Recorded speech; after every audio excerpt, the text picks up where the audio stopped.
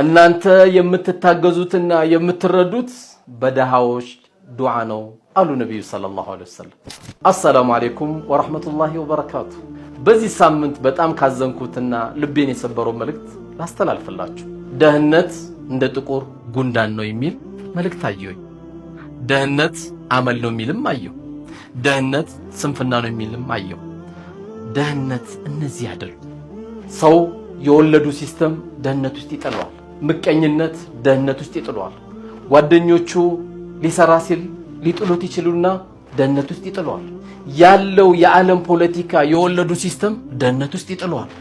በዛ መልኩ ዓለም ብዙ ደህነት ውስጥ ናቸው እንጂ ከኛ ጋር የተሞከዘ አይደለም። ሰዎች ጥረት ያደርጋሉ። ስኬቱ ያለው ከአላህ ነው።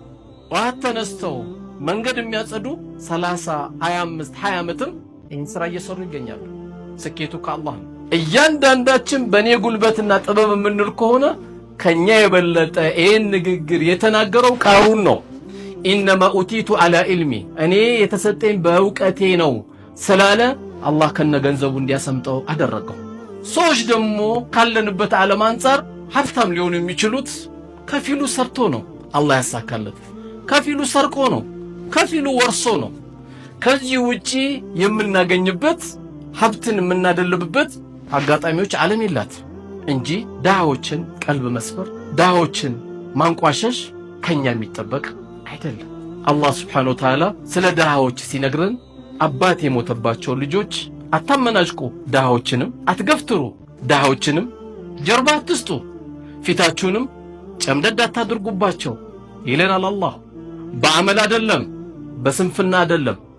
ያገኘውም በምን መልኩ እንዳወጣ ፈተና ነው፣ ያጣውም ምን ያልታግሳል የሚለውን ደግሞ እሱም ፈተና ነው እንጂ ደህነት እንደ ጉንዳን የማይለቅ መርዝ ሆኖ አይደለም። ስኬት ያለው በአላህ ብቻ ነው። በማጣታችን የተሰበራችሁ ወንድምና እህቶቻችን ሁሉ፣ ኖሯችሁ ማግኘትን ላጣችሁ ሁሉ አላህ ስብራቱን እንዲያድናችሁ እመኛለሁ። እቺ የቅርቢቷ ህይወት ቅርብ ናት፣ ታልቃለች። ትልቁ ሀገር አለና የዛችም ሀገር ባለ ስኬት አላህ ያርገን። ወጀዛኩሙላህ ኸይራን።